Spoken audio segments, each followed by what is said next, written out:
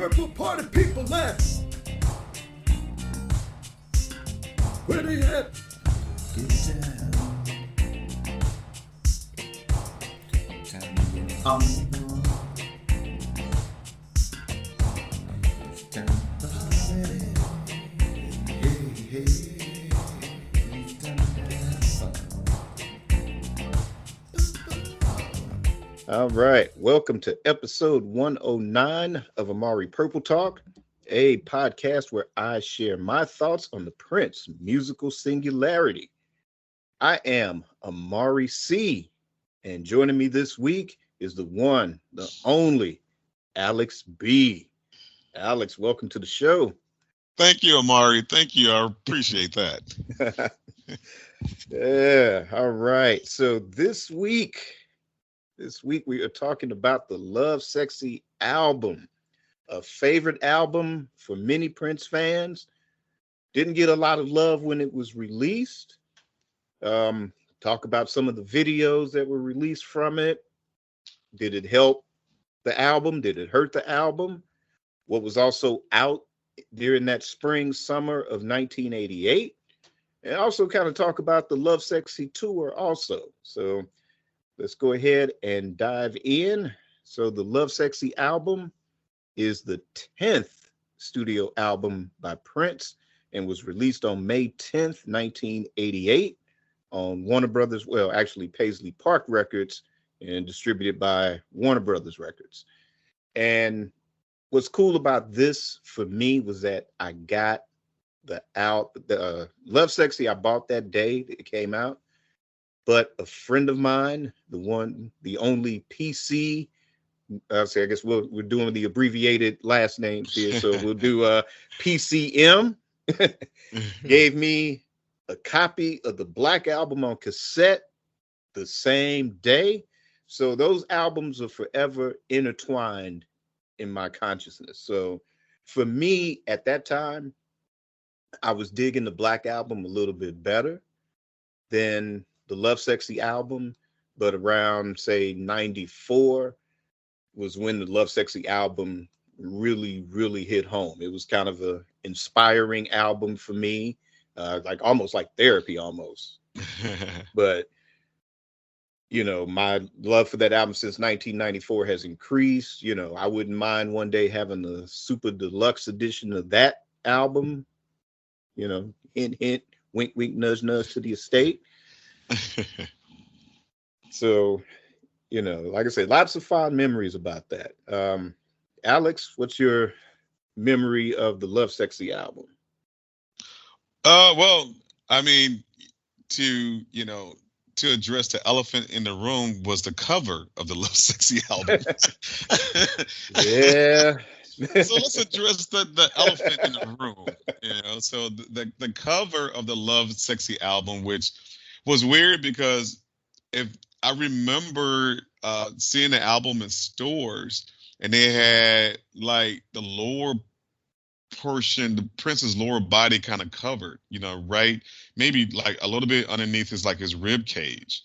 And I'm like, well, the guy's not completely naked. I mean, why is there a need to cover, that much of his body? And, and I mean, Prince being an artist and he wanted to make a statement. And I guess, the statement, I mean, you can interpret that in so many different ways. He's could be just kind of bearing his soul, if you will. Like, this is me stripped down, Okay. I mean, he wasn't showing any private parts, but, back during, when was this, 87, right? 87, 88? 80, I guess 88. in 88. And I guess, which is so shocking to me because, I mean, I think back to 88, there were other things just as quote unquote more shocking than that I don't think it received so much, a hoopla. But the cover of Lovesexy was, obviously the main thing that I remember was, all the hoopla and, they're trying to censor this album when he's not completely naked. And I'm pretty sure that some people, when they bought that album and took it home and they took that black covering off, they're like, wait a minute, I can't see anything. And it's like, well, yeah, it's not not pornography here. It's just, and I guess, it's Prince's way of saying that it's art, the human body is art. And, and to a certain degree, I guess, when it comes to, I don't know if there's a double standard. Obviously, when you look at some of the paintings from the 15th and the 16th century, and you have nude women, what's wrong with it? And it's something, in fact, you even had nude men also. They weren't, Statue David and all that. Yeah. There was no covering that, but obviously we're not in Europe. We're not in any of these museums. You're in a Walmart, and I think it was Walmart. And I believe United States of America. and I do believe it was Walmart that really led the charge of censoring it. And I was like, it's not even that serious. So, I think, and I believe maybe in Europe, I don't believe they censored it like they did in the United States. The United States was all about, censoring this. And I mean, granted, I can understand if he was just there, like, flashing everybody. Then I'm like, okay, that may be a bit too much. But it wasn't. It was just him completely naked, but, you didn't see any of his private parts, So that's the one thing. And the other thing, I mean, when it first came out, I loved the music on the album. I mean, actually, the Love Sex, the title song is actually one of my favorite songs. I love Alphabet Street, but Love Sexy was always one of my favorite songs. I just love that beat.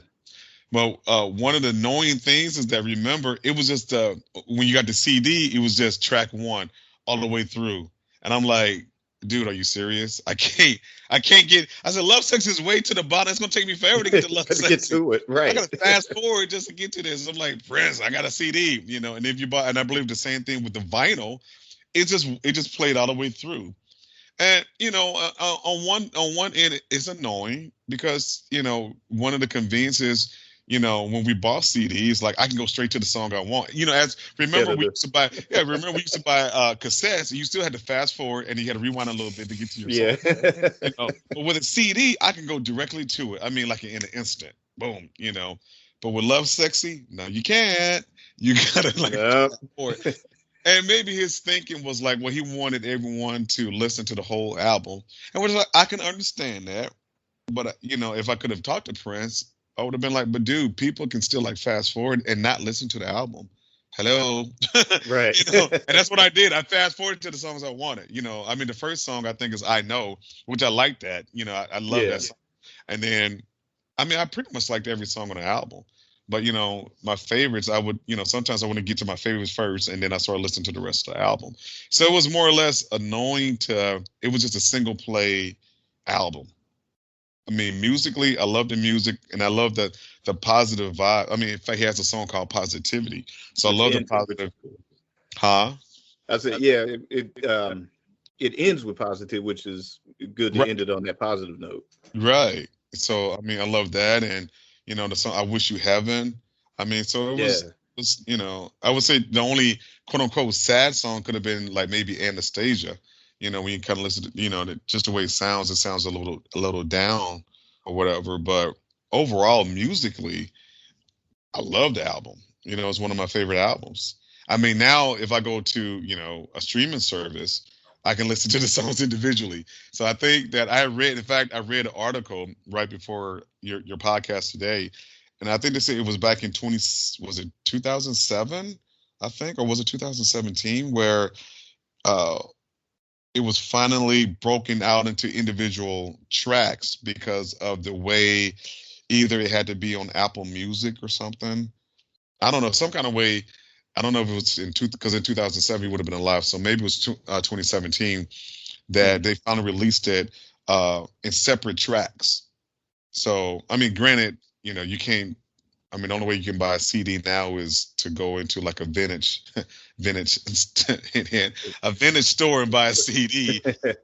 But, I mean, or, you go on eBay and, someone's selling it, but other than that, that would be, the only downside was the negative attention it received because of the cover, because I felt like that attention was not warranted.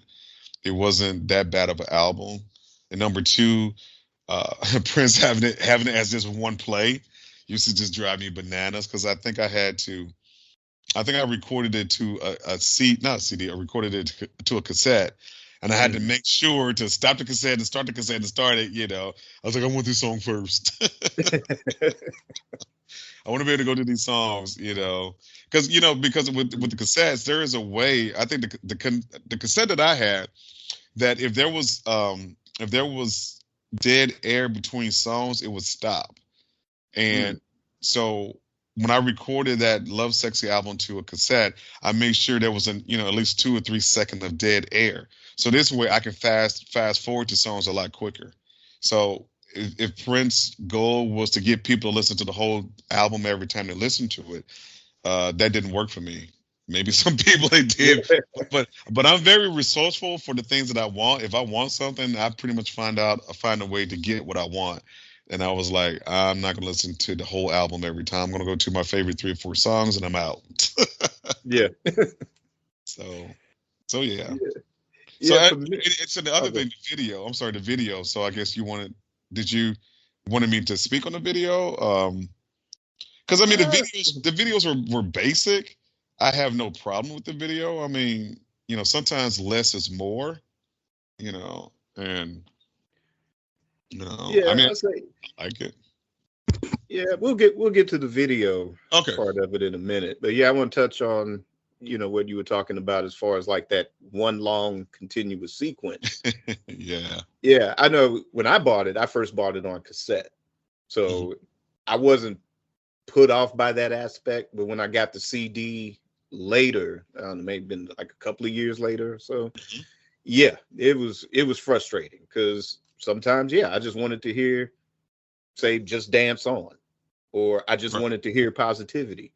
And it's like you have to, on the CD players, hit that fast forward button, and you had to scroll all the way. And then sometimes you'd overshoot your mark, or it would shoot back to the end, and then it would start right back over at what was supposed to be track 1. And it was a pain.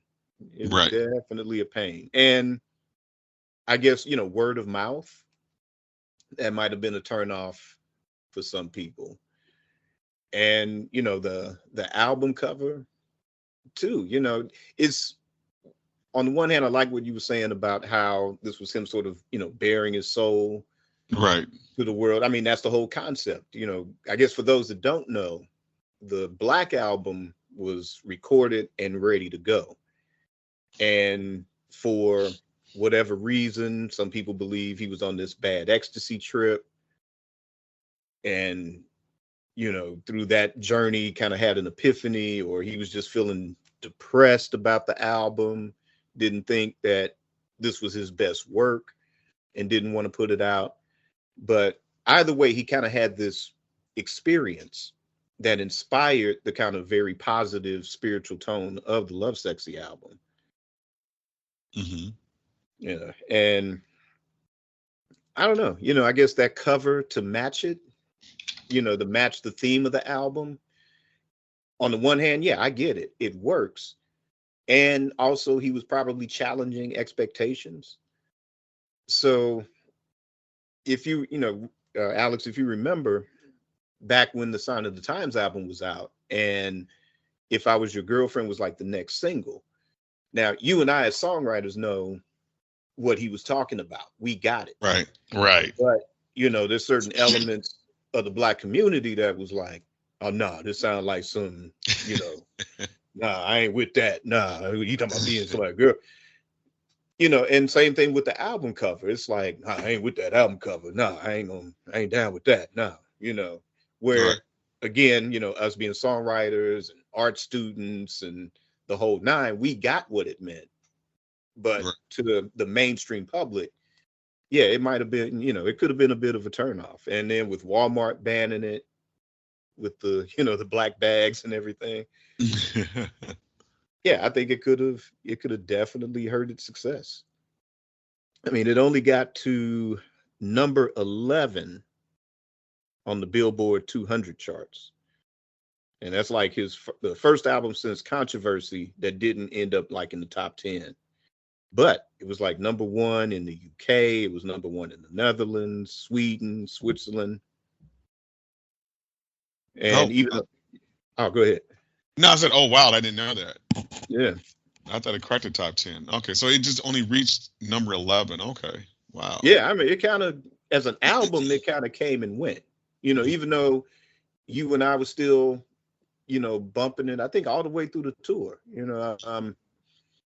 I know you bought the 12-inch single to "I Wish You Heaven," and that was kind of like close to when the Lovesexy tour was over here. And I remember you kind of dubbing a cassette copy for me of that.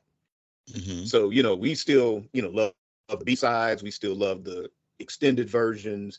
And, we both checked out the concert in Oakland. We'll talk more about that in a few too. But, the album itself, especially by that time, was just a memory for a lot of people. Mm-hmm. And let's see what else we got here. Like Alphabet Street, that was the only big single off of that album, even though I Wish You Heaven and Glam Slam were singles, but they had nowhere near the same success as Alphabet Street, though. Right. And I guess from there we can talk about those videos for that, especially the Alphabet Street video, which it's cheesy. I remember even when it debuted, I'm like, God, this is so cheesy. Like if this album, or if this had come out in say 81 or 82, kind of like right at the beginnings of MTV and very pre-Thriller, Right. this would have been a cool video. This would have been the best video ever. But by 88, you've had everything that Duran Duran was doing with videos and what Michael Jackson was doing with videos. And it kind of went from that sort of cheesy video quality to Right.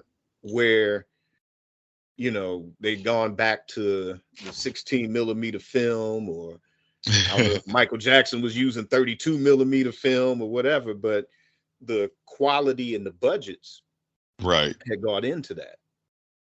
And there's a interview with Alan Leeds where he talks about basically how this video was literally thrown together. It was one of those moments, it's 3:00 in the morning or something, and Prince is like, I want to make a video.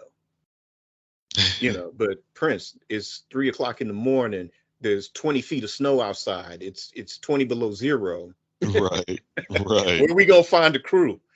That's not my problem. Click. It's like, so, but Alan Leeds made it happen. He found a video company that was willing to come out in the snow and the cold to Paisley Park, and they shot the video, and this is why we have the video that we have. And I mean, the other ones, Glam Slam and I Wish You Heaven, I think they were better quality videos. But then for me personally, I think it was just a matter of single choice.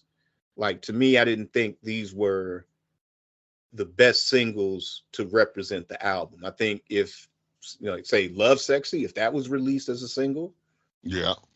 let's see, you might have been able to get away with Anesthesia because of the God is Love thing at the end. It might have turned some people off a little bit mainstream wise, but that's still, if you made a video of that and just had it just as a video, maybe not the next single, but just something to kind of hype the album, that could have worked. I'm trying to think what else is on. Yeah. Dance on Positivity. Oh, to me, Positivity would have. Right. Yeah. To me, that should have been the one to really send that album to the top. Right. If not the pop charts, definitely the R&B charts. And I think it would have kept that album alive a lot longer by the time he got to the US to tour. Yeah. Yeah. No, I agree. I mean, I think Glam Slam, I remember when that came out as a single, and I'm like, why Glam Slam? Why is that? I mean, Alphabet Street, I can understand because that's it's got a little funky beat and everything, and it's kind of quirky, and sounds good. It has a catchy tune, a catchy beat. But I was like, Glam Slam was probably one of my least favorite songs on the album, and like I said, Love Sexy was one of my favorites, and heck, I even like I know the intro song. Um, Yeah, yeah, which you was know. taken from the ball, which was supposed to have been on Sign of the Times Oh, on okay. that. Yeah, there's a slower kind of, yeah, a little bit slower version. It is called the ball, a whole different set of lyrics. Oh, But it's called the song was the album. It was the song was called The Ball, or that song was on. yeah, Okay. yeah. So if the Sign of the Times Super Deluxe Edition, so when you go on your streaming service, Yeah. yeah, it's the exact same tune Okay. and melody, but the tempo is a little bit slower, and Okay. the lyrics are vastly different. I'm pretty sure I heard it because I mean when that Sign of the Times Deluxe edition came out, I was listening to that for almost like 2 or 3 weeks. I mean, it was so much music I was trying to get through. I was like, man, I gotta listen to this every day. Oh, I know. Emotional Pump is my cut on that, but this is not a Sign of the Times Right, exactly. episode. We're sticking. Yeah, we're gonna stick with Love Sexy here. So, but Yeah, yeah, so I mean, but you're right. As far as the video, when you look at the Alphabet Street video and compare it to the videos that were out at that time, it does look cheesy. I mean, it's basically with him in a sound stage, and he's lip syncing to the song, and you have these words going up and down the street. I mean, up and down the street. Oh my goodness, up and down the screen, and yeah, I mean, it was you're right. It did look kind of like, okay, that video cost about, $50 to make. I mean, mhm. when you compare to, the other videos during that time period when people were making these elaborate videos, especially, and back then videos were becoming to the point where the videos almost even had like a theme about them, and Right. and I remember, I think you and I were talking about this. I think when it first came out, you listen to the song, it's like there's so many different things you could have done with this video, and and it was just him, just kind of, the wind is blowing. I mean, there's a fan. I think he had his hair is blowing in the fan and everything, and he has his microphone and words are going up and down the screen, and it was like, man, is that it? And a couple of close-ups on his face. I'm like, yeah, but man, but you could have done so much, and like, you could have been like maybe some kind of city theme, or Alphabet Street. It's a street, and you maybe have all these letters. I mean, I think there was so many different ways you can go with it. Could have done. Yeah. Yeah, and it was just when you put that against other videos of that era, I'm pretty sure a lot of people were like, okay, and I can understand the concept that sometimes less is more. Um, but video was still kind of new at that point because people were really, especially when Michael Jackson saying like his videos always had like a theme. And I think even with other artists, they wanted to create these themes with their video. Sometimes they were superheroes, sometimes they were spies, Right. sometimes, they were hitmen, and I mean, it was just, and I guess with Alphabet Street, I don't know. I guess, now looking at this, some 30 odd years later, I mean, obviously now my mindset is completely different now than it was, 30 years ago. But yeah, I felt even the video for because the videos were a Glam Slam, that was just basically a concert video. Um, there was Right. just like no theme to that. And then the other video was I Wish You Heaven was. Yeah, which was Yeah. the same director as the Mia Boca video Okay, and that really on that. wasn't. I don't think there's much to that video either. From what I can remember, I remember a green apple going up and down the screen. That's about it. And Yeah, the quality was better yeah, the as quality far as was that. better. The quality But was better, but I'm trying to think if before or after that, because remember, In Excess kind of had that same kind of style to that video, the Need You Tonight video, if I'm remembering it right. um,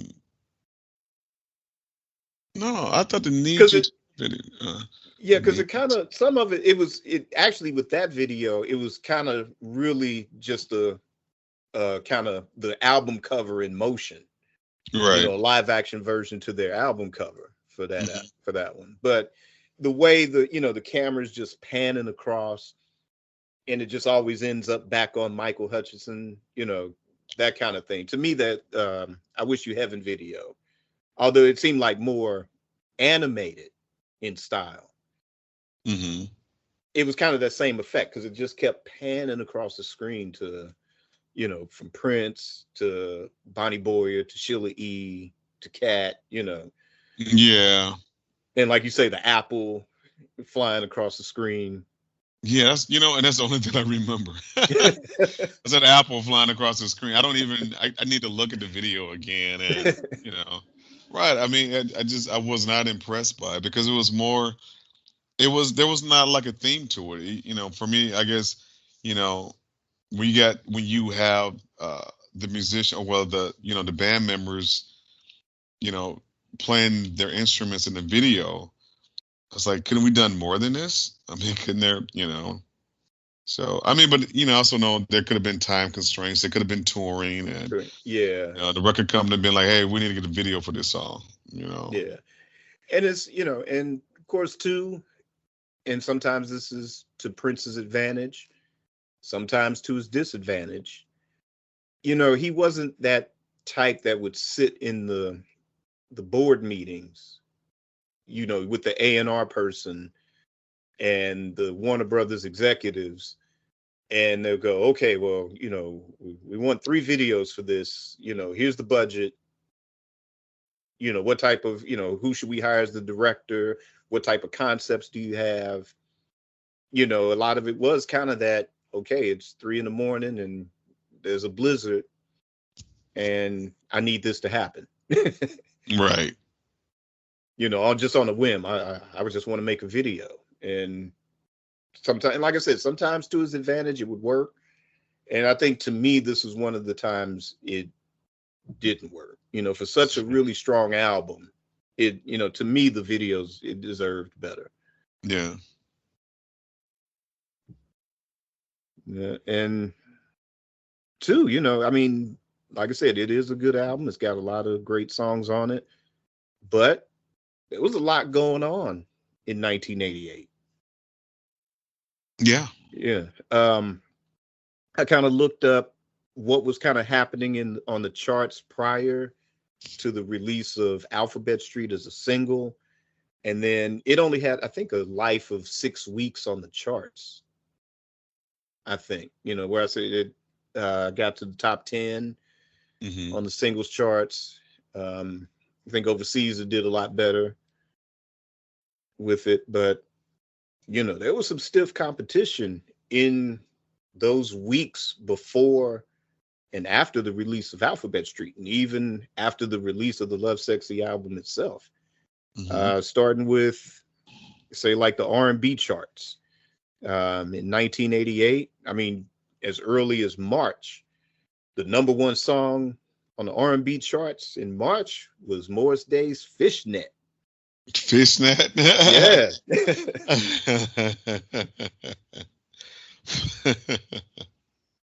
Which is I don't know, have you ever seen, because I don't know how we might have missed it, but there was an episode of Video Soul, but you can find it on YouTube now, Mhm. where Donnie Simpson is interviewing Jammin' Lewis in Flight Time, and they give Donnie the little sneak preview of Fishnet, No, I don't think I saw and that. just how they go over how they, mix the song and the different Uh, elements of each track. Oh yeah, dude, you got to find that and check that out. That is funky. Just how even just in its stripped down mode, it's just funky.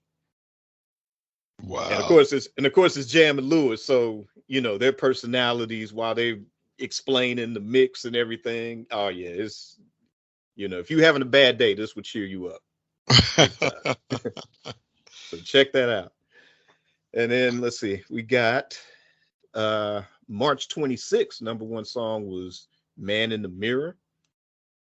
In Wow. April, you had Terrence Trent D'Arby's Wishing Well. You had Tina Marie's Ooh La La. Those were #1 songs the first couple of weeks of April.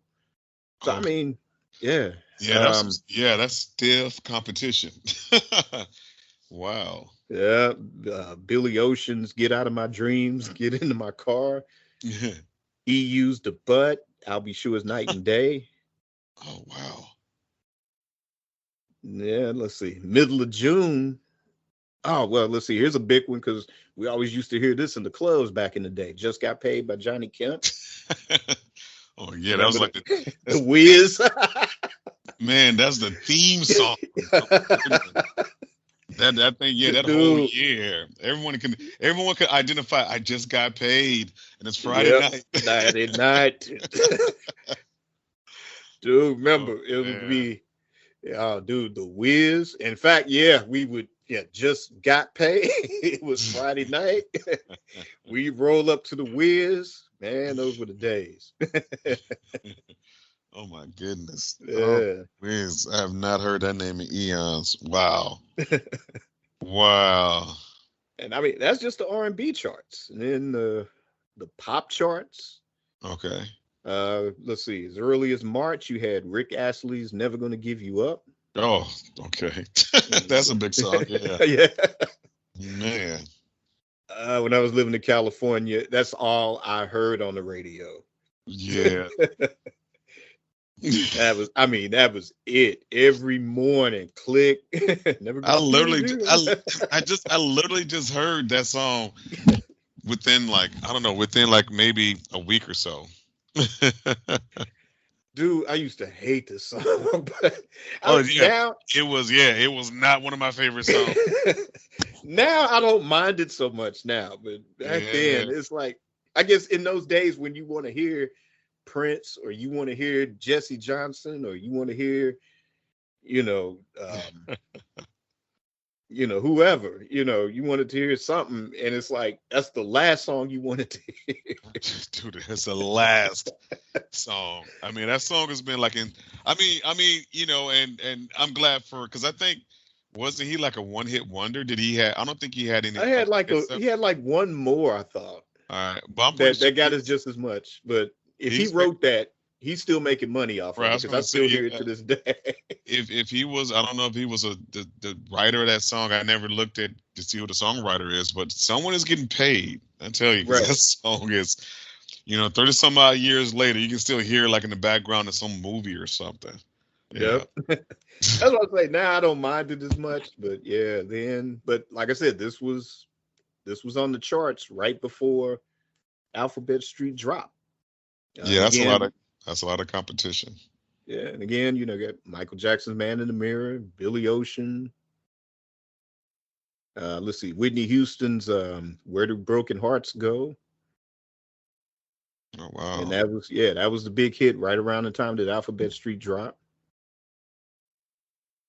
And then kind of after it dropped, again, Terrence Trent D'Arby with Wishing Well, Gloria Estefan with Anything for You, George Michael's One More Try.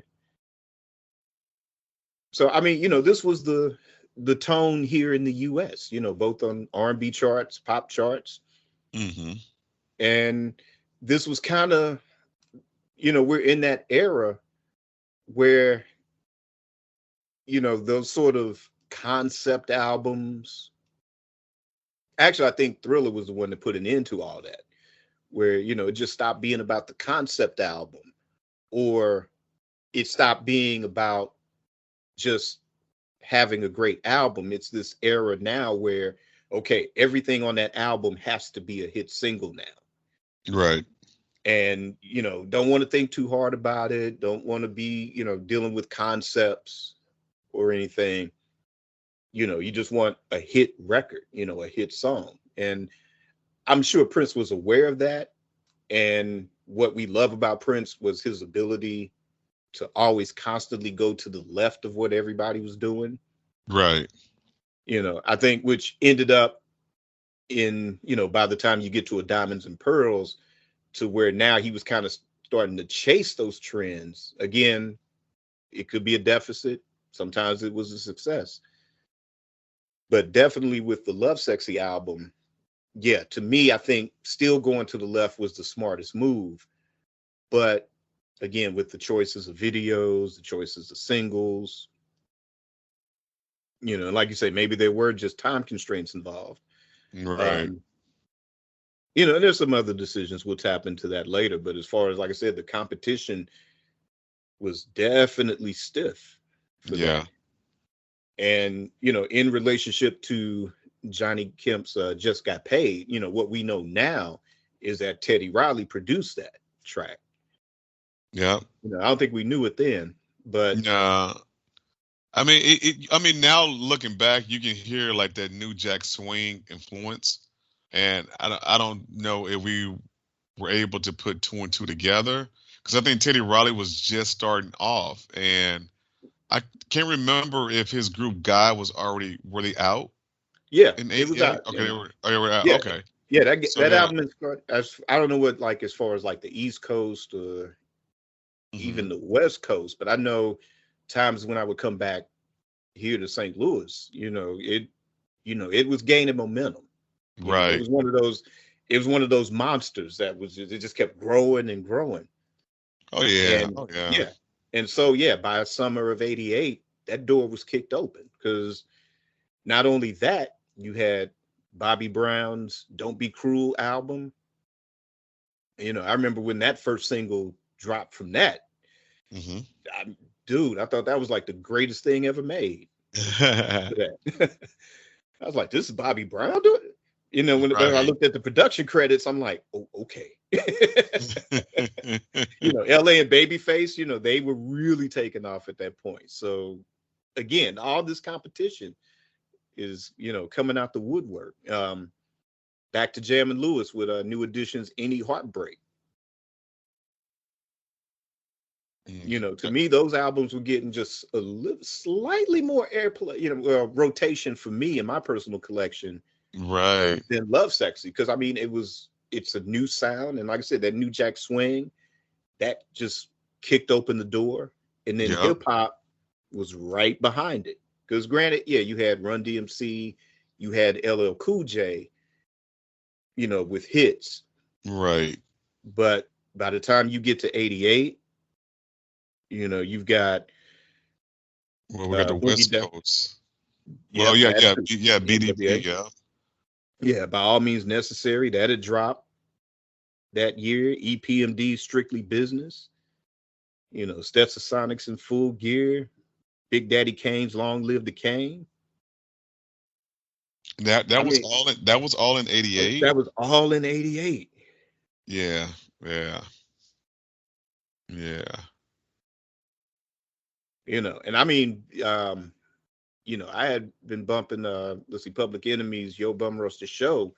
That was late '87 Okay. for me. So fast forward to the summer of '88, and you got Public Enemies, It Takes a Nation of Millions. So hip hop, was right there along with New Yeah. Jack Swing, kicking the doors open with something new and dynamic and fresh to, capture the imagination of the public. Right.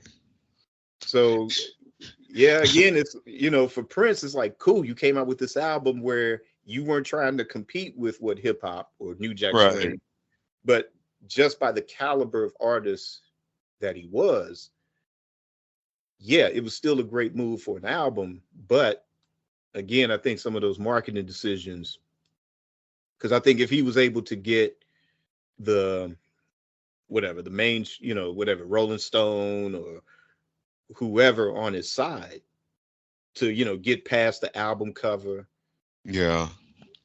to get past whatever, then as far as an artistic statement, that's what everybody would have been able to focus on.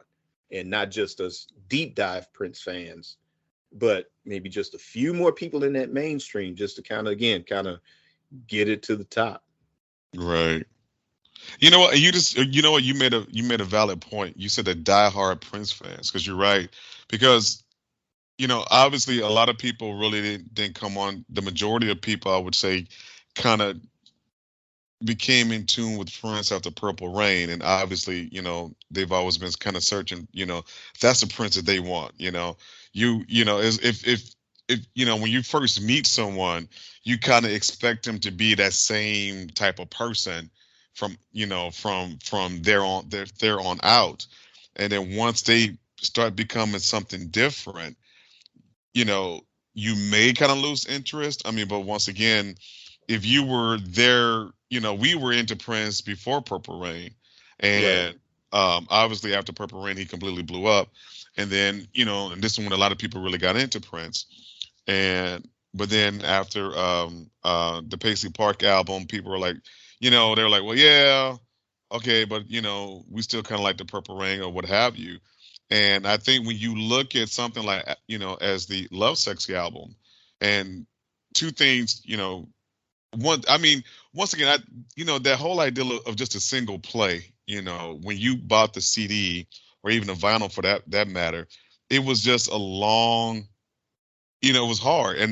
And every single artist you just named, one thing, remember back in those days in the clubs, you had a DJ. And it's easier for a DJ to mix and cut if he got breaks in the album. Right.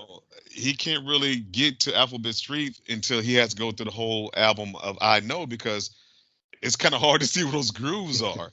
You're making it way too hard. And it's like, you know what? I just won't play this Lovesexy album. I'll play something else. And then back then, I don't know, as far as like the radio stations, and I mean, obviously they played Alphabet Street on the radio, and I think they played Glam Slam on the radio. And I know here in the St. Louis region, we had the Quiet Storm, and they would play songs that would not maybe singles, but they was play ballads. So I'm pretty sure they did play When Two Are in Love. From this, Oh, yeah. I don't, then again, I don't know. I mean, I don't know the technology, because back then, I don't, I don't know if they were running CDs or what have you. But once again, even the CDs were just one single play. And, you're right. Some of those marketing tools, I mean, it's nice to be different, but at the same time, you still have there needs to be a level of consistency, because at the end of the day, you have to make money. I mean, that's just the way it is. I mean, and that's not really being cheesy. It's not really being a sellout. I can't, I think I've said this once before on your podcast. I can't go to Sprint or T-Mobile and say, "Hey, I'm really a good guy," and not pay, and not pay the bill. They'll just shut me off. Right. I can't go to them and say, "I am an artiste. I refuse to pay I refuse to pay your cell phone bill." They'd be like, "Oh, okay." Click. And what I mean? So as an artist, there still has to be a level of conformity that you have to have in order to, quote unquote, make a living. No one's asking you to sell out, but there still has to be a certain amount of conformity in order for you just to survive. And with the competition that he was up against, I mean, you're right. I think there should have been better marketing. I mean, I honestly felt that. I really feel that if that album was not just a one single play, that it would have did better than what those numbers show. I mean, you have to really make it easy for people. If you make it too hard for someone, they're like, you know what? My life is already hard, so now I really got to work just to listen to your music. No, I'm sorry, I'm not going to do that. But if you have the diehard Prince fans, we look at it as a challenge. And like, yeah, cool. This is a challenge, and this is challenge accepted. But if you're not a diehard Prince fan, you're not gonna really work that hard to listen to some music. You're like, you know what? I'm not gonna listen to this whole thing. I want to, if I can see someone with a CD and they want to, they're listening to I Know. They're like, okay, go to track number 2, and they can't get to it. They can't Right. They can't get to track number 2. They can't get to track number 8. They can't get to track number 9. And then they tell all of their friends, and then it becomes. And I remember hearing about it on the news, and then it's on the news. And next, people saying, well, hey, if you just want an album that just a single play, buy it. But if you don't want an album like that, don't buy it. I mean, word of mouth carries volumes. And not every, the diehard Prince fans, we will appreciate the creativity, and we appreciate you going left. But the not so diehard Prince fans are like, you know what? This is a lot of work for the for this one song I want to try to listen to. And I told you at the beginning when we started speaking that I remember recording this album on a cassette tape so I can get quickly to the songs that I want. Not everyone is going to do what I did. Right. They'll just like, screw it, I'm just not going to listen to the album. And I think that's what I think that's the only reason why it only cracked. Maybe, like you said, it got almost to the top 10, but it never cracked the top 10. And then you look at the competition that came out during that time. So you got two things. You got the competition that was coming out at that time, and you making it hard for me to listen to your music. Now this is not me, this is from a not diehard Prince fan. This is Right. someone who kind of came in on the bandwagon of Purple Rain, who and then they kind of got a gander of some of his previous work. And once again, it's easier, it's more accessible. But if you don't make it accessible for me, I'm not really going to put that forth of an effort because, I'm working 2 jobs, and I got, then you may have a wife and kids. I mean, you got so much going on in your world and music is your escape. And now I have to work for my escape. No, I got to work to pay the rent. I'm not going to work for my escape. No. And I really think that had he not, and some people may say, well, hey, Alex, that is so trivial. But yeah, but trust, I've been in the grind. I've worked, 2 jobs. And sometimes if I want to listen to the music, I want to just pop something in and maybe I want to go to my favorite song. And if I can't get to my favorite song, guess what? I find a new favorite song. I'm Yeah. I'm not, if Lovesexy, which I told you is my favorite song on this album, I got to go through, I'm looking at it on Spotify now. I got to go through 5 songs just to get to my favorite song. I've had a hard day at work, and I got to listen to literally almost 40 minutes of music before I get to what I want to listen to. Sorry, pal. You know what? Where's that Johnny Kemp? I just got paid. I can go straight to that song. And I mean, I can understand Prince's creativity. I can understand that, like, maybe he wanted people like, hey, I want you to listen. This is my work of art. I want you to listen to, and I completely understand that. And the diehard people, we will. You know what? We will make that sacrifice for you. But the people who got on the bandwagon, after Purple Rain, they're not going to be so committed to you. They're going to be like, this is too much work. Sorry. But people like you and I, we were like, yeah, this is what I'm going to do. I'm going to record it. I know exactly what I'm going to do. And I did it. And, I had my Lovesexy album on a cassette tape, and it was spaces in between each song, and I could fast forward and rewind back to, if I wanted, think about it. If you wanted to hear that song again, you literally had to, with a CD player, you hit the back button or whatever. But, it's sometimes it's just way too much work. You just want to go straight to your song. Yeah.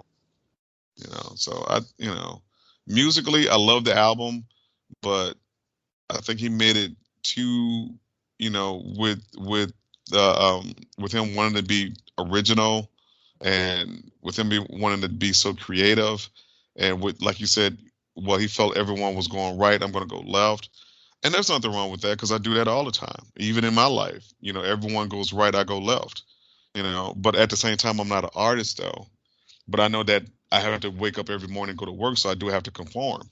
There's a sense of conformity that if I need to eat, this is what I need to do, and I find the joy and the happiness in that conformity. You can still conform, but still be unique in your conformity. You still, play around in that, in that bubble, as you say, but you can still find originality and still be unique in the things that you do. And still, I know it's almost like a cliche. How can you be unique if you're conforming? Well, there's ways if you're creative enough to find out, so. But yeah. Sorry. Oh, no, you're good. You're good. I'm going to correct you on one thing, though. No, you are. Yeah. All right, Mr. McCartney, you're the greatest artist I've ever worked with.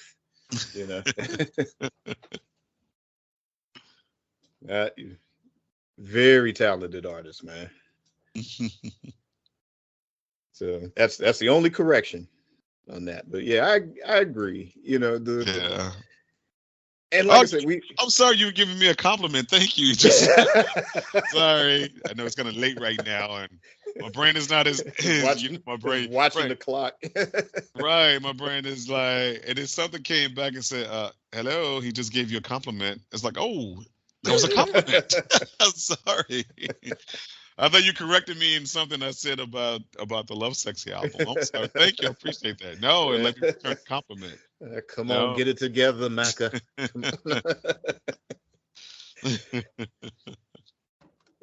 But no, I mean, I agree with those points on it. And again, like I said, we are talking about Prince. So, I mean, his goal is to always go in that direction. Right. But like I said, I think, some of those choices. But I mean, you know what? But I will say this. But if you notice, after that Lovesexy album, there was Prince never released another album that did that. If you notice that, he never. Lovesexy is the only one. After Love, he didn't do that again. I think he realized, like, you know what? That may not have been one of my smartest moves. Because he never, after Lovesexy, he never released another album that was just a single play. No. Now, what he did though was get on my nerves with those hidden tracks. Because like back when that was a trend, an artist would have that album and it would have the hidden track, but it would be like 10 seconds or 15 seconds of dead space. Right. This dude. Yeah, I know. You find you find him out by accident. Two the New Power Soul album and the Rave Into the Joy Fantastic album. This dude would not only have the dead space, but he would individually track sequence the dead space. So you had to cut through 70 some odd tracks of dead space. I remember that. To get to, what it was, Pretty Man was one, and really the best song on New Power Soul, which was Wasted Kisses.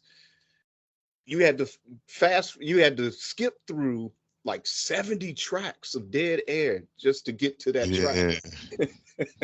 Yeah, those hidden gems. Yeah, you're right. I forgot about that.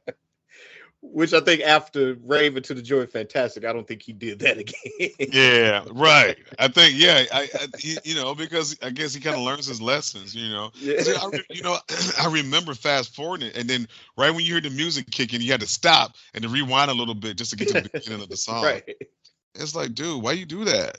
It's like, yeah, you're right. I mean, it's okay to be different, but but your music still should be accessible.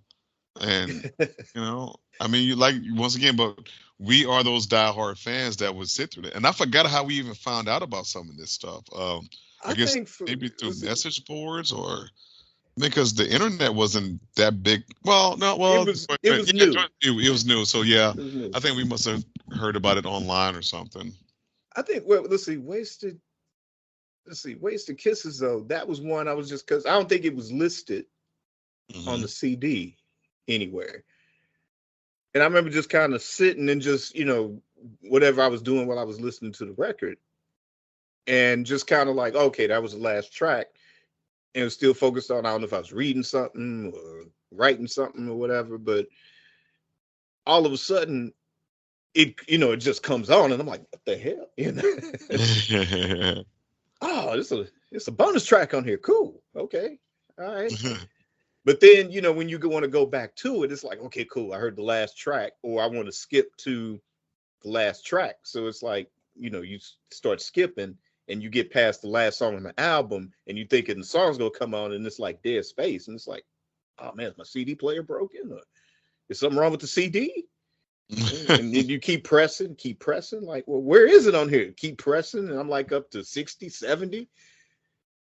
And it finally kicks in. It's like, and I'm sure he's sitting somewhere going,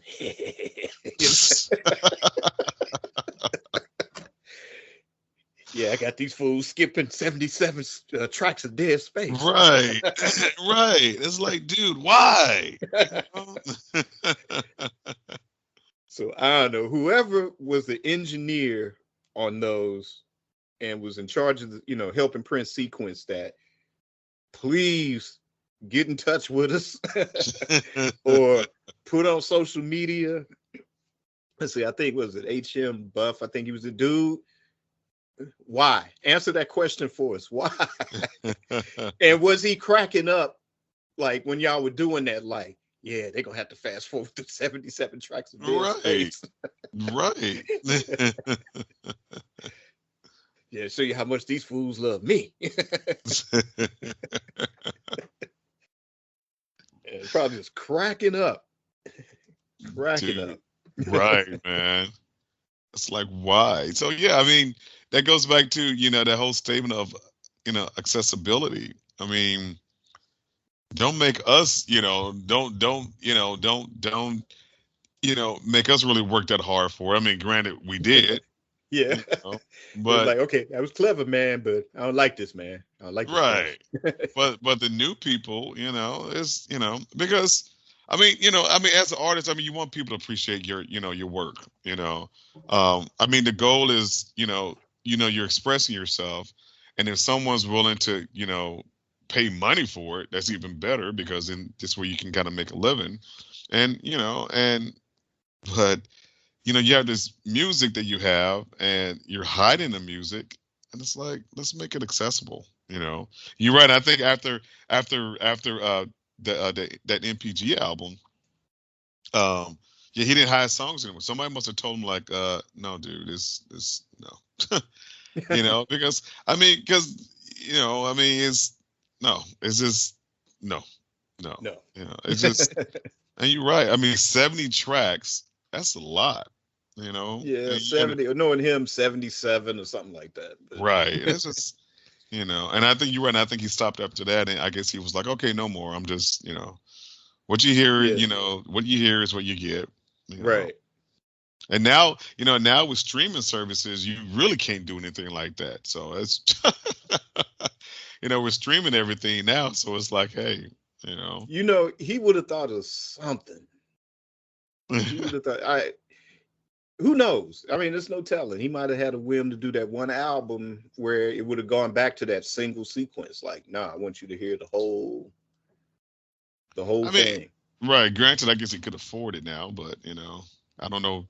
I mean, I'm pretty sure he made a lot of money overseas with the album, because he did that whole overseas tour for the Lovesexy tour. Well, here's the thing.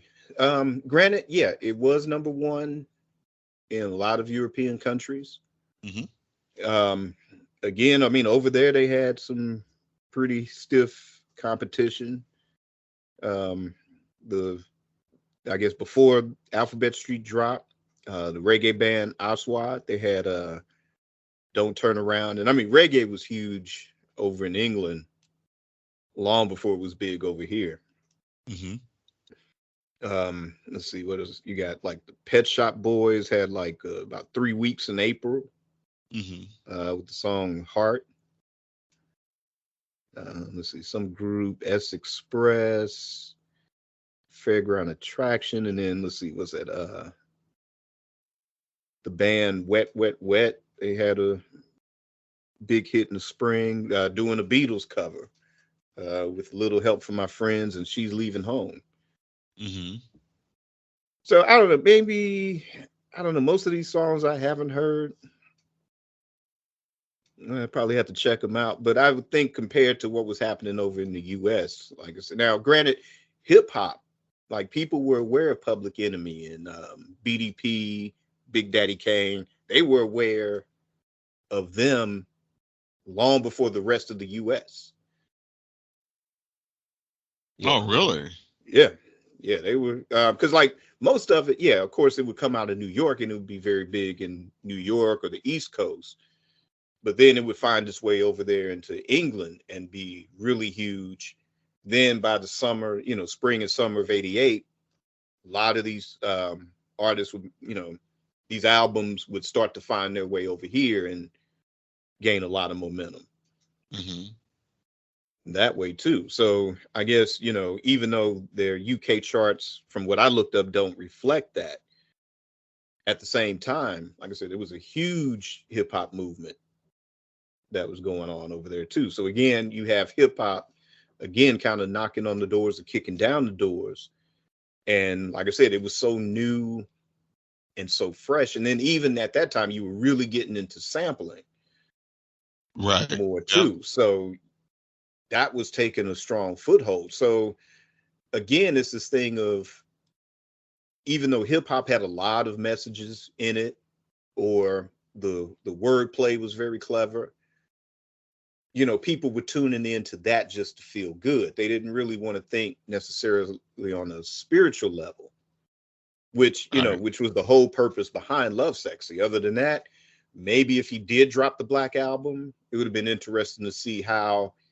it would have compared next to what was going on in R&B, or hip hop, on either side of the pond. But like I said, he kind of had that, I don't know if it was a come to Jesus moment or just this, born again epiphany. But instead of doing what like Little Richard did and just go all the way into Christianity, Hmm. full force, he just kind of like, no, I'm gonna still be funky. I'm still going to be different, and challenge expectations. But, I'm not going to be as, raunchy anymore, or I'm going to find a way to do it and be a bit more clever at being raunchy, Right. or tastefully raunchy, if there is such a thing. But yeah, I mean, it's sort of the equivalent to what Marvin Gaye wrestled with. Hmm. Like, one of my absolute favorite Marvin Gaye albums is In Our Lifetime. And most of that, it does kind of try to balance that sexual with the spiritual. Even the album cover itself, it's like it's a painting of him, on one side like an angel, and on the other side like a devil. And then it's kind of got all the little sort of like almost near Renaissance style moments going on in the background of Hmm. it. But it's one of my favorite Marvin Gaye albums, especially the track "Love Me Now, Love Me Later." That whole song is a conversation between God and the devil Oh, on that. okay.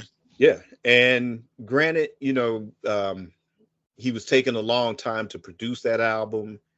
Motown kind of took the tapes and did their own mix to it and put it out. And Marvin was kind of done with Motown at that point.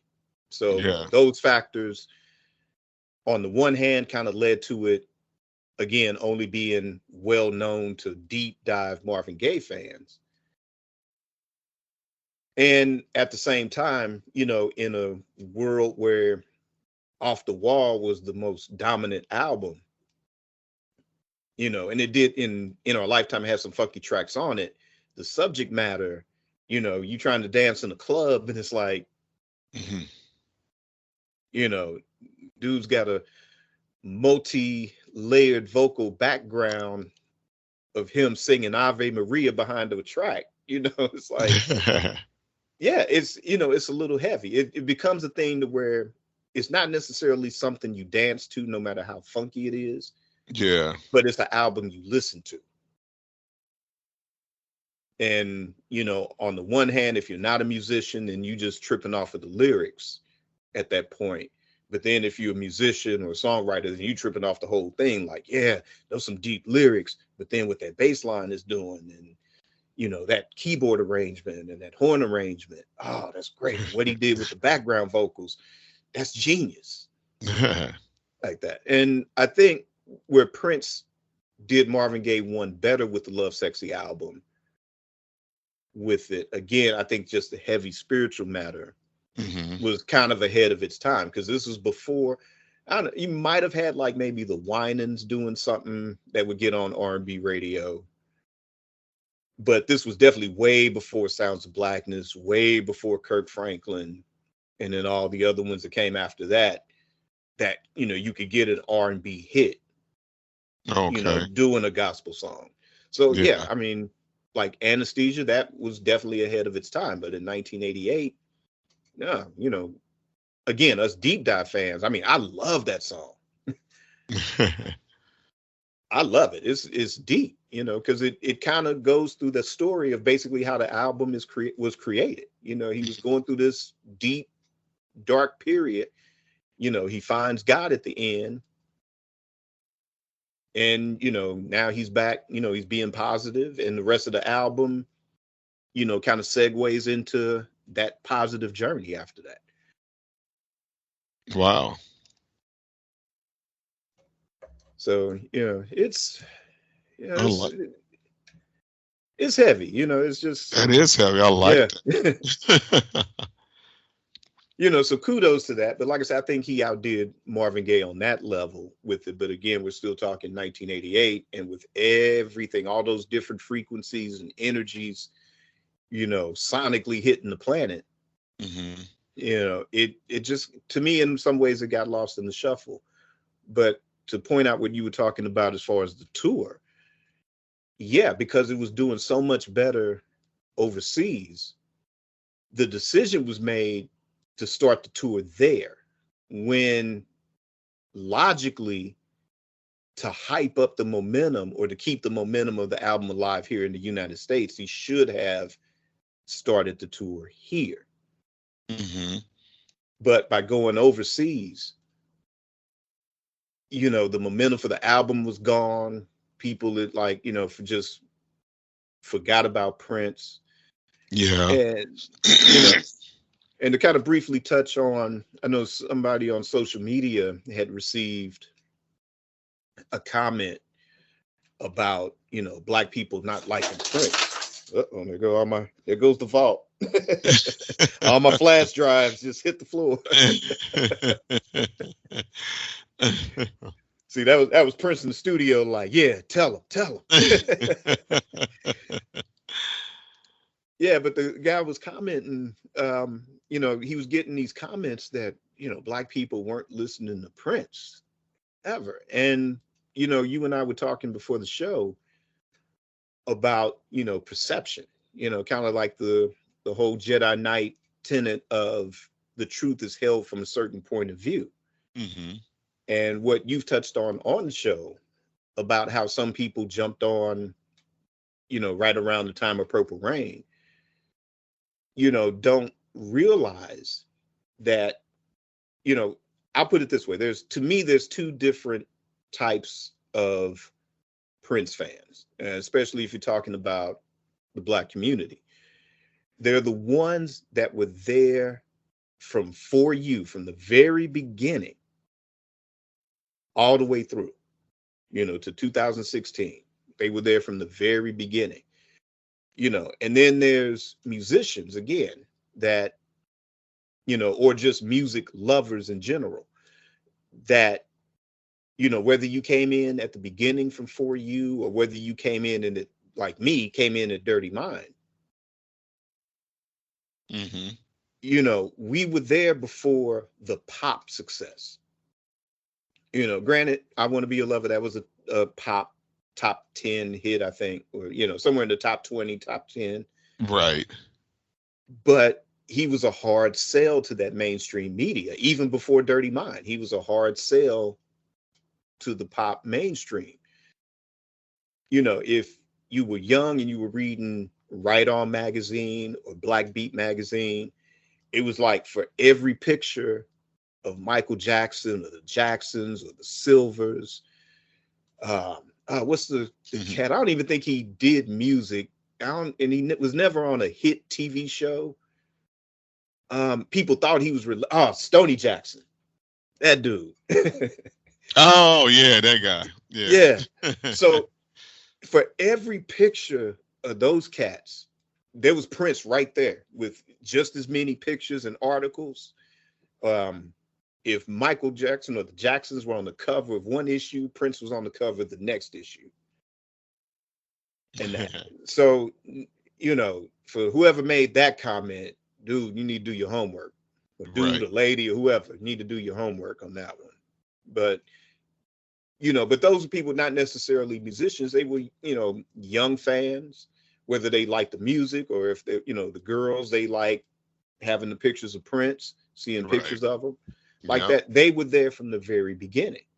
And then, like I say, you get into us who are musicians that like, oh, okay, once we kind of figured out what was going on, whether you were there from the very beginning or jumped on at Dirty Mind or Controversy, it was like, okay, this dude's different. but I'm gonna open my mind to give it a chance. And it's like, oh, okay, this dude is funky, and then he's got some other stuff going on, and he's doing Right. all this by himself. You know, Exactly. Yep. right? So if you're somebody that was living in Iowa or Nebraska, and you're white, and you turned on MTV one day in 1983, and there was Little Red Corvette, and that's when you jumped on. We get it. That was your entry point. But, we're not expecting you to like automatically know that, hey, this dude's been around since 78. He's had, 4 albums out before Little Red Corvette, when you turned on MTV that day. And then maybe you did go back and play catch up later, but your perspective is still there in Iowa, or it's in Nebraska, or, wherever. And then by the time Purple Rain jumps on, the people that were buying Culture Club and Duran Duran, yeah, you were flocking to the Purple Rain concert, but Yeah. the first leg of that 1999 tour, it was still brothers and sisters in that audience representing, and if there were Hmm. other ethnicities, they were just because they genuinely just love music. It was never a black thing or a white thing. They just love music, and it was like, oh, this is this dude doing something different. Let me check it out, like that. But then Purple Rain, it's like all these people like that bought the Duran Duran ticket and the Culture Club ticket, and the Wham ticket, and just going because MTV says it's hot, and Right. Big Rock Radio says it's hot. But then you didn't come back for Around the World in a Day. You didn't come back for Parade. You didn't come back for Sign of the Times. You went right to whatever Bruce Springsteen came out with next, or whoever came out with whatever next. Yeah. Yeah. you know and if a Prince album didn't work, it wasn't because black people just didn't buy it. Again, as we found out, it's like it was just some stiff competition, and two new forms of music had just gained so much momentum that it just captured the imagination more. It captured, if you were on a dance floor, you kind of were prone to want to hear Keith Sweat's I Want Her, or Johnny Kim's Just Got Paid, or you wanted to hear Bobby Yeah. Brown's My Prerogative. You were prone to want to dance to that more, where, yeah, Alphabet Street is funky, especially since I've been listening to it again lately, with all this lossless audio going on now.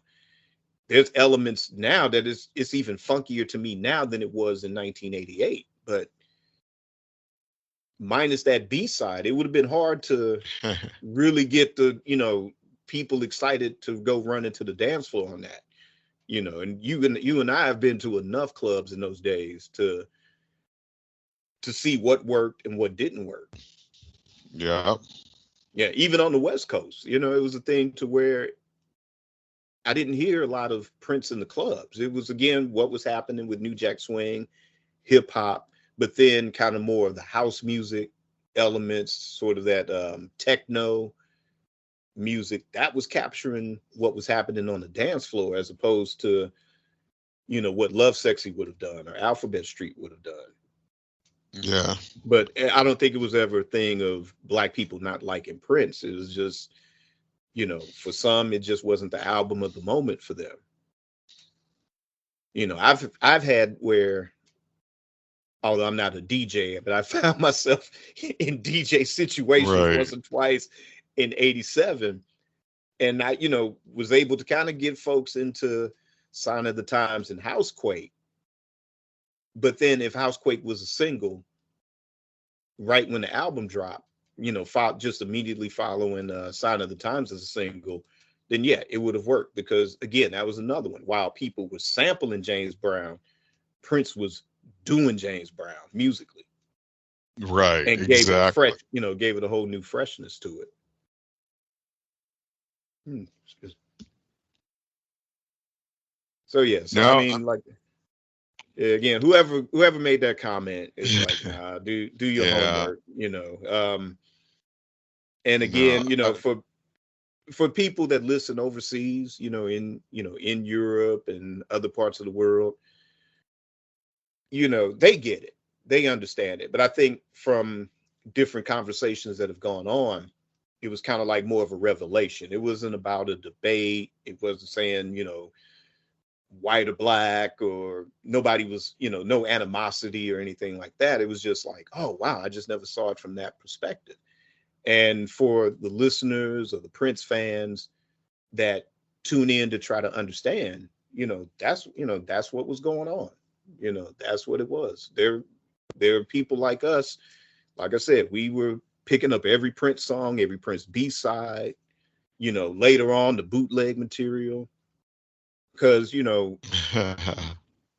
we just became those deep dive Prince fans. And also as musicians, we were always pinching stuff, from B-sides, where other bands were covering the top 40, whether they wanted to make records or not. Our thing, we wanted to write more. So for us to kind of have that edge, we listened to those B-sides and we listened to those bootlegs for inspiration for a lot of stuff.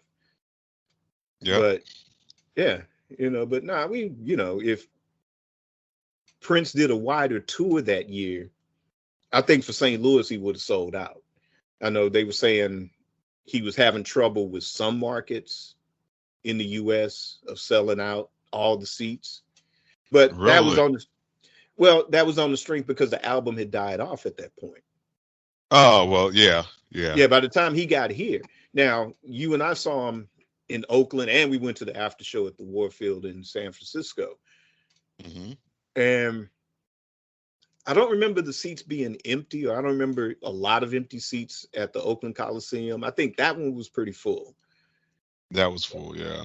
The after show, I think it was the thing, depending on how many tickets were available. But even the after show, it was pretty full. I mean, granted, if you and I saw some empty seats closer to the stage, somehow I think we would have taken those empty seats. That's right. Because you and I got stuck with these weird. It was. I guess the reason. Yeah, the reason why I remember it not being so empty, or why I remember it kind of being empty, was because we were stuck in this weird spot. It was kind of like the balcony. Yeah, it was like the balcony. It was like the balcony behind a column. It's like, what in the world are we? I can barely even see. What are these real seats? You are right.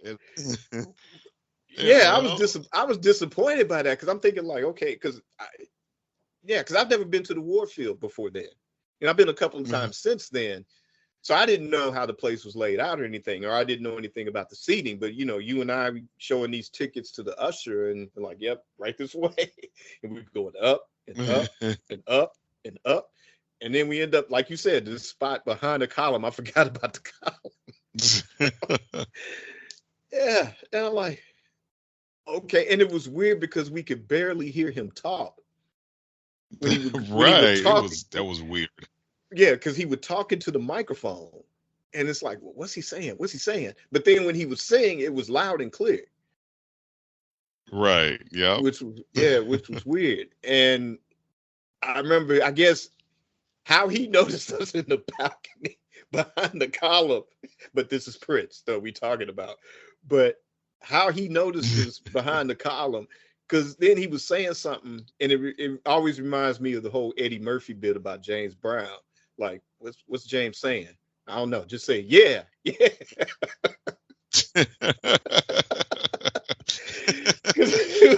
Because he was like, I don't know what he was saying. Like, yeah, y'all up there, y'all want some? Or hey, how y'all doing up there? Whatever. We just couldn't hear what he was saying because it sounded like.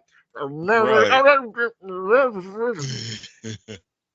And it's like, and we looking at each other like, what's he saying? What's he saying? And I guess the thing was, he saw us looking at each other, and it looked back at him, and then we like, yeah.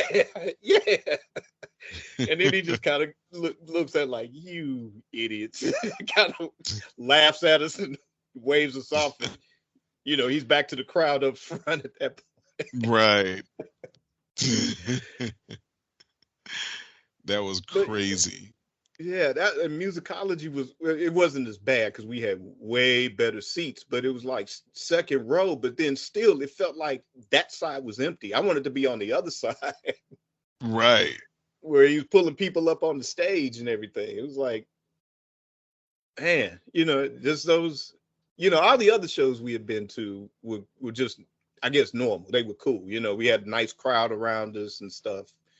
And it was cool. But that Warfield show, like Oakland Coliseum was nice. We had people around us and with us and other friends of ours that were, if they weren't with us, sitting next to us, Right. then, they were kind of a few rows over something. But yeah, that Warfield, I guess just because of the luck of the draw of all of us getting tickets, we were really separated. So, you and I got separated to that balcony.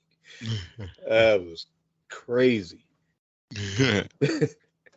But that was a damn good show, both the Oakland Coliseum that was and that. But it's weird how you read about how, the show, I mean, they were still great shows and people that went had a great time. And some of the most popular bootlegs are from that tour. Mm-hmm. But, just the fact that not every seat sold out. I don't know if it was because of, I don't know how much notice there was, or for me, I think it was just because the album was done for at that point. Had he started in the States when the album dropped, then I think, yeah, definitely every seat would have been sold out here. And you wouldn't have had to worry about England and everywhere else. Even if the album kind of died out, they still would have sold out seats over there. But I think it would have done a lot more for Prince and, his mood and everything, had it been more successful if he started off touring here. Yeah. Yeah, I think he would have. I think he would have done good here. I mean, and and I don't like to harbor on the point of just having it a one-place CD, but I think if it would have just been more accessible. I mean, because Alphabet Street is a really good song. I mean, it's a catchy song, it's a funky song, and he had the other funky songs on there.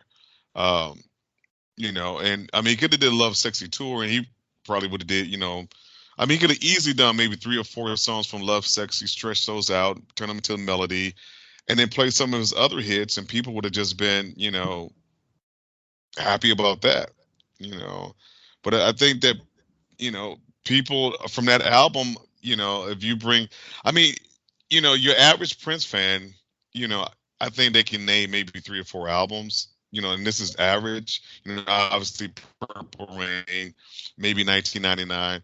I can't see a lot of people naming, Lovesexy or maybe New Purge, maybe Diamonds and Pearls. I don't. It's really kind of hard to say. I don't like to really speak in the extremes, like the person who you said earlier, who's spoken in the extremes about Black people not liking that album, which I just find that way offensive. I mean, you can, I don't mind you having your personal opinion by yourself, but when you make just such a broad, general statement with no factual backing, because I don't remember taking a survey back in 1988 to ask me, hey, what are your thoughts about the Prince album? So you show me where there was a survey going on and how you determined that, oh, Black people don't like him. I don't know where you're even talking about. So, I mean, right. I don't, yeah, I won't even, I don't, it's not, I don't register that opinion on my radar. Because, everyone is entitled to their own personal opinion.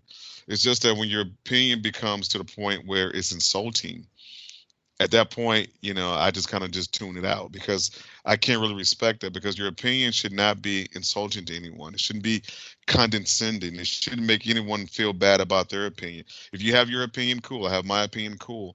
And I'm not saying that my opinion is better than your opinion.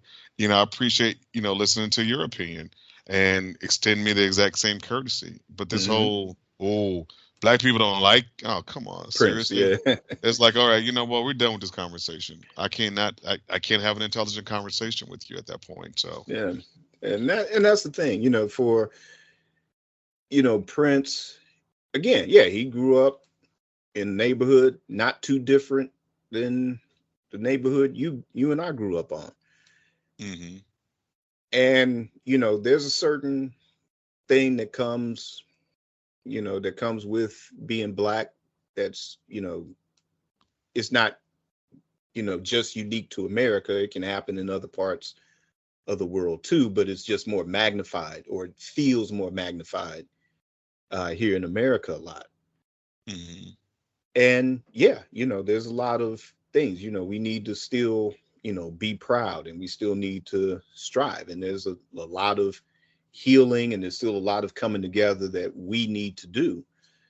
But at the same time, he also had a world vision, as to where the whole, the love for one another thing, most of his songs dealt with equality and things of that nature. But again, Right. he never forgot where he came from. And I guess it's best put to use as an analogy in the song Hello. Even though this was talking about world hunger, I think it also applies to the state of who he was, meaning that, we're against hungry children, our record stands tall, but there's just as much hunger here at home.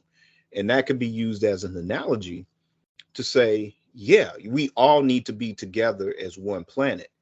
But as long as we as Black people are, starving in certain areas, and not just a literal hunger, but, whether it's a knowledge of self type thing, or self-love thing, or, let's put aside all of our little inner squabbles and come together just like every other culture is together and build, you know, then Hmm. we can now join that conversation, and we can join that, philosophy of, okay, cool, let's all be one big happy planet now You're right.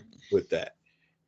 And I think when people start to kind of read too deeply into it, or there's, again, like I say, they're caught up in their perspectives. If you grew up, deep South, whatever, and you surrounded by a bunch of Confederate flags, but then for some reason Purple Rain grabbed you as an album, that, you still there in your worldview. And if you never took the time to explore where he came from as a person, let alone an artist, and as that relates to other people around him,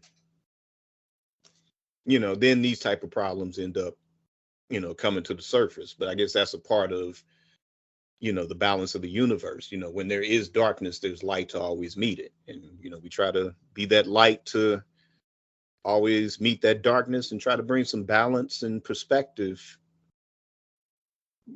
hopefully on a global scale. But this is a Prince podcast. So when it comes to Prince, then yeah, we have that. Right. Yeah. So with that said, uh, Mr. Alex, any final thoughts on the Lovesexy album and the tour? And could it have done better? Or is it cool in the perspective of history where it was? Because we did get Batman after that. Graffiti Bridge was good. We got a lot of great albums to come after Lovesexy, and some Oh albums yeah. did a lot better. So I don't know. Yeah. What are your thoughts? Well, no, I mean, musically speaking, I think it's a great album. Lyrically, I really think it's one of it's an awesome album. It's one of my favorites. I kind of liked on the Love Sexy on the title track. I kind of like the interplay between him. I think it was Kat is the female vocals, and then how the vocals meld. She starts off first, and somehow it melds into his voice. The way I love the mixing, the way they did that, because it was almost as I I remember in the song he goes, girls first, and she goes like, Oh okay, I'm yeah. first, and then she starts singing and she kind of rapping a little bit, and then somewhere Prince's voice, they mix Prince's voice in there, and then it's almost, and you don't even hear when the change comes in. Only it's Prince by just by the way he the enunciation, and then the tone and the inflection in his voice. Because heck, we've listened to Prince for so long, we pretty much can tell, even when he's using a vocoder or whatever. And it was like little unique things like that that was so different, because you didn't hear that on anyone else's album. You Right. know, it started off with her, and then in the middle they became one, and then it split off from to him, and it was like wow, it was cool the way he did that. So you would get these very creative you just get insights into his creativity. But once again, it's hard for me to get to that song because it's one of my favorite songs. I had to listen to almost 45 minutes of music before I get to it, and that's something I did not like. And I mean literally, I remember the newscast that was on the news that it was that one. It was just single play, and I mean people, the critics, they did not like it, and I don't blame them. I do not blame them because you know you need to make your music. I don't want to say you need to, but you will want to make your music accessible to your fans. And and Prince, I mean, after Purple Rain, Prince knew for a fact he had new fans, and not to say you need to cater to the new fans, but just be mindful, like and I'm just using, and I'm going to oversimplify this. Let's say you have 20 fans prior to Purple Rain, and then after Purple Rain, you have 200 fans. And that's something you have to really be mindful of. You try to say, well, I'm not thinking about that right now. I'm on my craft, and you're right. You're right. You're absolutely on your craft, and but you want to also maintain, because when he first started off for the For You album, I mean that wasn't that wasn't one play, that wasn't just a single play. I mean it was just a traditional album like you see every place else, and Yeah. and there was still a hunger there. And then I think what happens a lot of times with people is, and this even for relationships, people get satisfied in relationships. They feel like, oh, I can just act any old kind of way, you still love me. It's like, no, there still need to be a level of where you need to still take care of yourself in this relationship. You see it oftentimes in intimate relationships. People get together and they just kind of let themselves go. And they're like, why do I need to take care of myself? You're supposed to love me to the end. It's like, but yeah, I will, but there's still a certain amount that you need to take care of yourself also. You weren't, as I said earlier in this conversation, when you meet someone, you kind of expect them to kind of be this way. I mean, you understand, obviously age plays a factor, but there still should be that common link in there where, I kind of expect you to be, there's certain expectations I expect you to be. I mean, you were taking a shower every day when I first met you, so why you're only taking a shower once a week? I mean, you really be mindful of the ones that you love, because you're still all about taking care of yourself, and making yourself a better person is not only a gift to yourself, but it's a gift to the world. And this is something that I think people kind of shy away from. We kind of get into this all about me society, and it's all about serving, and not serving to be like a doormat for someone, but serving by being the best person you can be, and in Prince's case, by being the best artist you can be. But Prince knew that making this a one play album, he knew that was going to put a lot of people off, and he knew it was going to maybe make a lot of people mad. But once again, that whole idea, but I got to be different. And it's like, well, yeah, but not when it's going to harm, and that's not really harming people, but you're not making it accessible to people, because people want to get to know you. Make it accessible for people to get. As an artist, you want people, because your art is you expressing you. So you, to a certain degree, you want people to get to know you, because as an artist, you're expressing yourself. This is where I'm putting this art out, and I'm putting this music out because I want you to get to know me. But then at the same time, I'm going to make it hard for you to get to know me. Some of us, are like, well, you know what? It's not worth it. It's like a girl who plays hard. You remember, it's like a girl who plays hard to get. And it's like, if you play too hard to get, I'm not going to want you, Yeah. because it's not going to be worth it. It's not, because then when I get it, it's like, is this it? I wasted all the time. I wasted all of this time. I mean, and I'm pretty sure with some people who had to literally listen to that whole Love Sexy album from beginning to end, and they were like, is this it? I listened to, I don't know, what is a little bit over an hour. And it's like, okay, I only like one or two songs. So how can I get back to my one or two Two songs? songs. You Yeah. can't. And he didn't make it accessible. And even for the news to cover it, it's just, so. And I know some people may say, "Hell, that's just such a small point." Now it's a small point because now you go to the streaming services. I can go to each song that I want. But back in '88, no, I couldn't.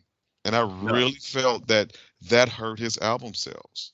A lot of people were like, and I can understand some, like you said, some of the, the quote unquote macho guys, it's hard for them to buy a half naked man, and this is not attacking Or anyone's implied, sexuality. yeah, implied.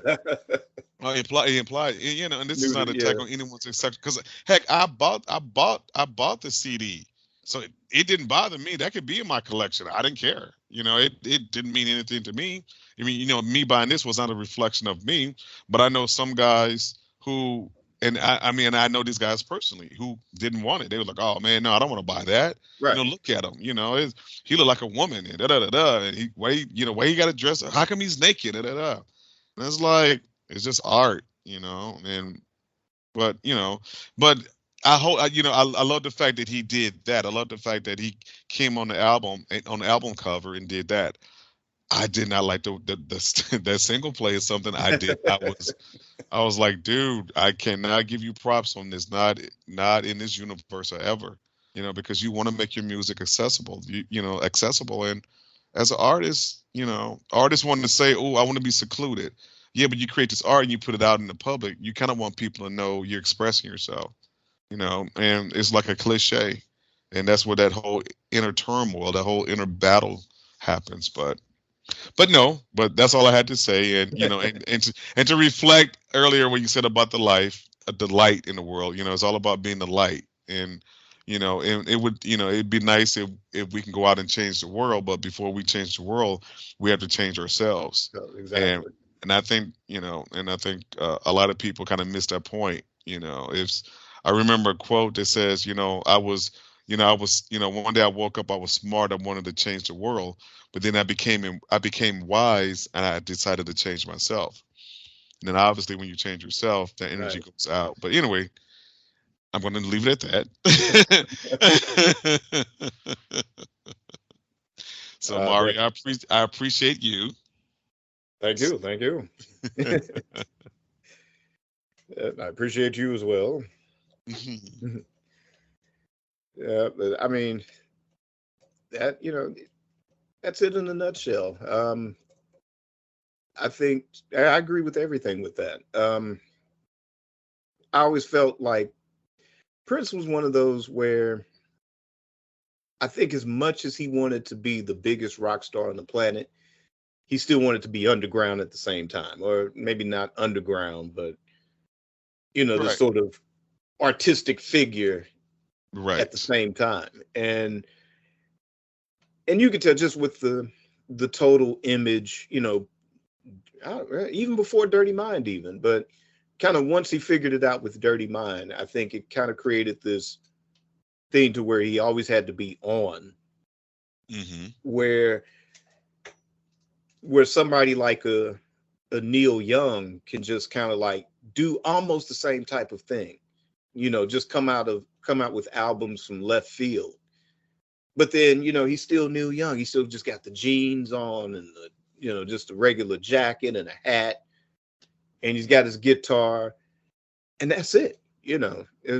There's nothing else. It's just whatever he has to say on record, you're dealing with the record. It's not nobody's concerned with what Neil Young looks like on the Yeah. album cover. He's going to be Neil Young every album. And I guess Prince, yeah, coming out of that James Brown, Sly and the Family Stone kind of era, to where there's a show business. But for him to always have to be on, like I said, it must be pretty heavy to have your mind just constantly in that mode to like, okay, it's not enough for me to come out with this album and do these things on this album and have people deal with it. So the cover's got to look like this and the video has to look like that. And, Right. 24 hours a day, 7 days a week, I have to look like this. That, you know, whether it was like breathing to him at some point or whether it was pressure, maybe it was a little bit of both. Yeah. It's hard to say. But again, to kind of bring it back to the positive note, yeah, a lot of people embrace this album 30 years later. The people that loved it then love it now, or people that have discovered it recently, it might be among their favorite Prince albums. There's just as much excitement for a Prince Super Deluxe edition Hmm. as there is, say, Parade, or, I say where Diamonds and Pearls, it's kind of divisive. There's people that want, even though I think that's rumored to be the next big super deluxe edition, there's people that really, really want it. And there's people that aren't, never were too crazy about that album. Me, I'm somewhere in the middle on that. But for Lovesexy, no, a lot of people want that just as much as they want Parade or, the Gold Experience or something like that. That's one of those where the fans, especially Deep Dive, they're not divided on that. And if they do, I would, probably want to end this by recommending, if there's a live show that you want to use as the CD. Now, granted, Europe, they had the VHS professionally shot Lovesexy tour. I think one was broadcast in France. I forget what the other one, so there's two different Lovesexy DVD, or not DVDs back then, but VHS tapes that were floating around in those days. Hmm. That I'm sure one of those would end up on the Super Deluxe as a DVD. But if you're going to do one for the CD portion of it, my personal favorite is the one from Washington, D.C. From DC. D.C. That one, I was trying to I found one of the cassette bootleg tapes that I have. I found one of the tapes. I can't find the other one, which is the first half of the show. Hmm. And to me, there's an energy in that. I don't know if that stadium was sold out or whatever, but there's an energy in that performance.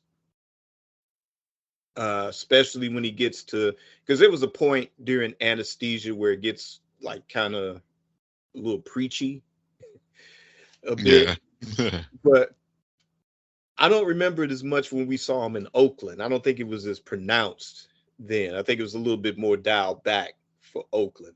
But that DC one, what I love about that, and from what I found out about from reading Neil Carlin's book, that this dude was a huge fan of Happy Days and, well, the Fonz in particular.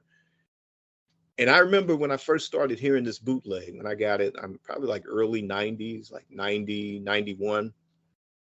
And I'm listening to it. And when he gets to Anesthesia, and then he gets to the part where he's kind of preaching, I'm listening to it like, is this dude trying to sound like the Fonz on purpose? Or is that just the upper Midwestern accent that I'm picking up on here? Because we know Henry Winkler doesn't talk like the Fonz in real life. Right. So, Not at all. it's that part Italian, part Midwestern accent.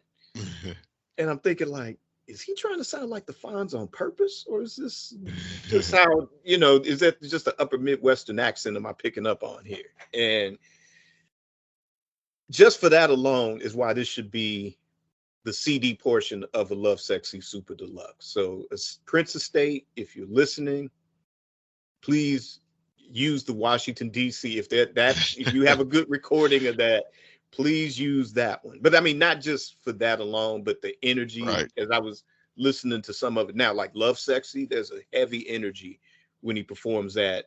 To me, that's better than what I've seen on the VHS tapes of the France Hmm.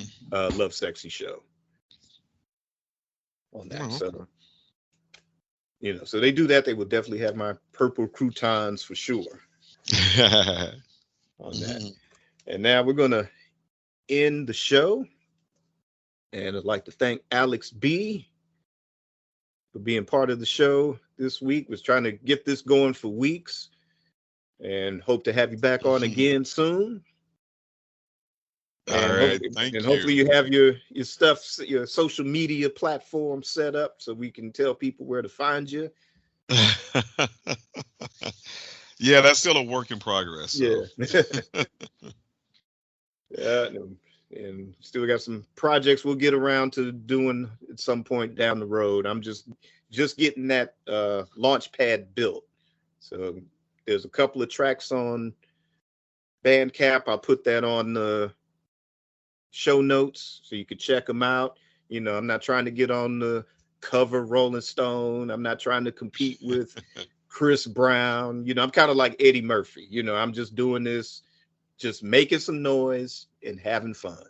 There you go. Just having fun with it. So by all means, check that out. And until next week, guys, keep it purple, keep it on the one, stay safe, vitamin up, do what you got to do, get your boosters, get your everything, but protect that immune system, lots of natural vitamin C remedies, get that boosted up so you can ride out what happens. You can avoid heavy adversity. Take care of one another. Let's work together. Let's try to be one big happy planet. Work on yourself so we can make that happen too.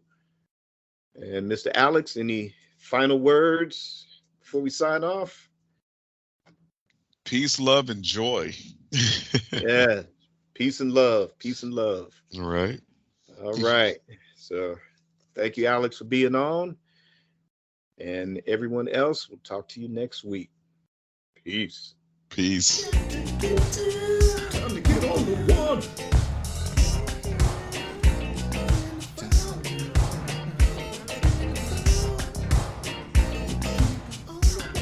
Keep it on the one.